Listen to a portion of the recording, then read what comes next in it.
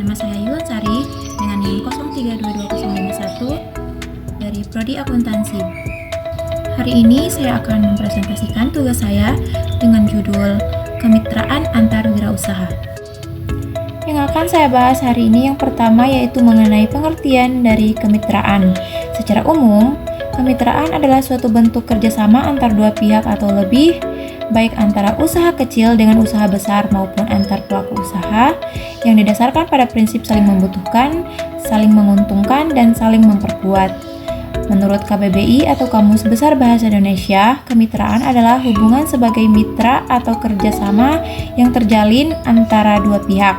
Sedangkan menurut Jafar Hafsah, kemitraan adalah strategi bisnis antara dua pihak atau lebih dalam jangka waktu tertentu untuk meraih keuntungan bersama dengan prinsip saling membutuhkan dan saling menguntungkan. Berikut ada menurut Ian Linton. Kemitraan adalah cara berniaga yang menekankan kerjasama untuk mencapai bisnis bersama dan meningkatkan kinerja masing-masing pihak. Dan yang terakhir, menurut Fletcher, kemitraan merupakan sistem kerjasama dua perusahaan atau lebih yang saling mendukung demi keuntungan ekonomi secara kolektif, bukan kompetitif. Berikutnya yang akan saya bahas yaitu mengenai tujuan dari kemitraan. Tujuan kemitraan meliputi beberapa aspek berikut. Yang pertama, tujuan dari aspek ekonomi. Yang kedua, dari aspek sosial budaya. Yang ketiga, ada tujuan dari aspek teknologi. Yang akan saya bahas pertama yaitu tujuan dari aspek ekonomi. Jadi, kemitraan secara ekonomi bertujuan untuk yang pertama, meningkatkan efisiensi dan produktivitas melalui pembagian peran dan sumber daya. Yang kedua, memperluas akses pasar bagi pelaku usaha kecil agar dapat menjangkau pasar yang lebih luas. Yang ketiga, menurunkan biaya produksi karena adanya kerjasama dalam penggunaan bahan baku, alat produksi, atau distribusi. Dan yang terakhir, meningkatkan daya saing dengan menggabungkan kekuatan antar pelaku usaha. Dan yang terakhir yaitu tujuan dari aspek teknologi. Dalam aspek teknologi, kemitraan bertujuan untuk yang pertama, mentransfer pengetahuan dan teknologi dari mitra yang lebih maju ke mitra yang kurang berkembang. Yang kedua, meningkatkan inovasi dan kualitas produk melalui penggunaan teknologi yang lebih efisien. Yang ketiga, mempercepat adaptasi teknologi baru, terutama bagi pelaku UMKM.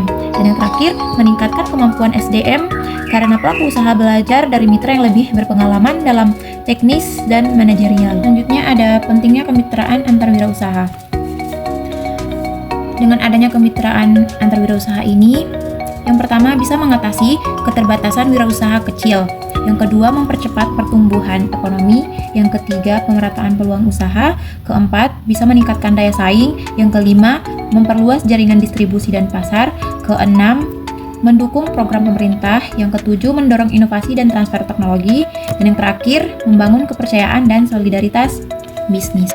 Berikut ada bentuk-bentuk kemitraan antar wirausaha. Yang pertama adalah kemitraan vertikal. Kemitraan vertikal adalah kemitraan antar pelaku usaha yang berada dalam satu rantai produksi tetapi di tingkatan yang berbeda atau dari hulu ke hilir.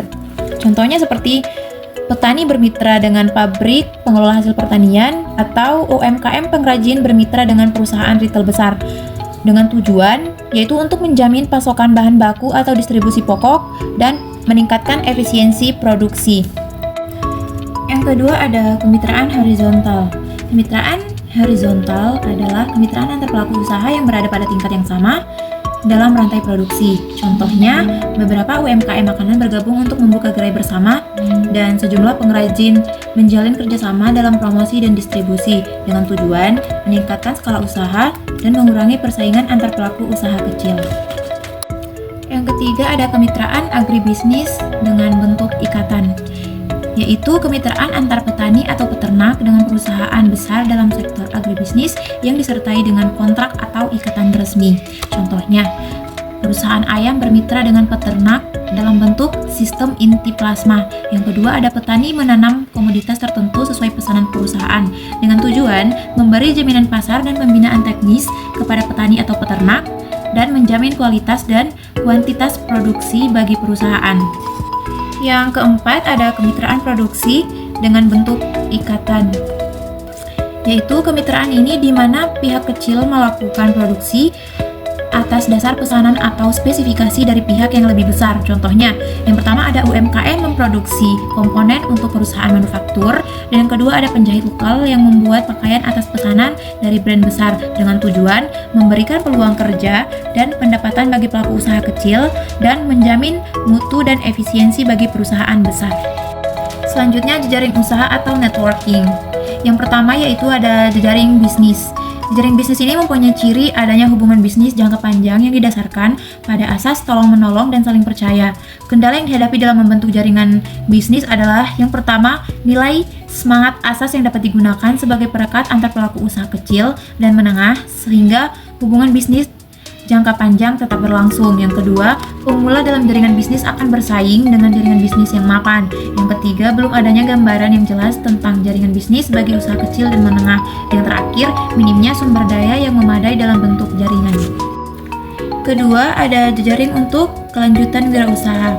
Menurut Astamun 2005 mengatakan bahwa sebuah jejaring dibentuk oleh hubungan-hubungan pribadi dan organisasi.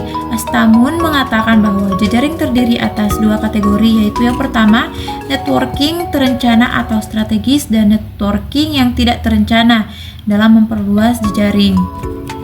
Astamun juga memberikan beberapa petunjuk, yaitu yang pertama, menunjukkan sikap santun, ramah, senyum, perhatian, dan peduli. Yang kedua, memberikan perhatian, gagasan, atau pendapat. Dan yang terakhir, membangun dan menciptakan kesejahteraan bersama. Terakhir, ada negosiasi dalam kemitraan. Negosiasi merupakan pertemuan antara dua orang atau kubu masing-masing berada di posisi yang sesuai dengan kepentingan masing-masing dengan tujuan mendapatkan kepuasan yang diharapkan. Negosiasi merupakan metode untuk mencapai perjanjian dengan unsur kooperatif dan kompetitif. Intisari negosiasi adalah kompromi. 3 perkiraan kondisi yang menentukan negosiasi dibutuhkan atau tidak, yaitu yang pertama, adanya konflik interest antar pihak yang berkepentingan. Yang kedua, adanya dualisme, kemungkinan pemecahan yang terbaik. Yang ketiga, adanya peluang kompromis yang dapat dirumuskan kedua belah pihak yang berkepentingan. Kesimpulan dari materi yang saya presentasikan hari ini yaitu kemitraan antar wirausaha merupakan strategi penting dalam menghadapi tantangan dunia usaha yang semakin global dan kompetitif.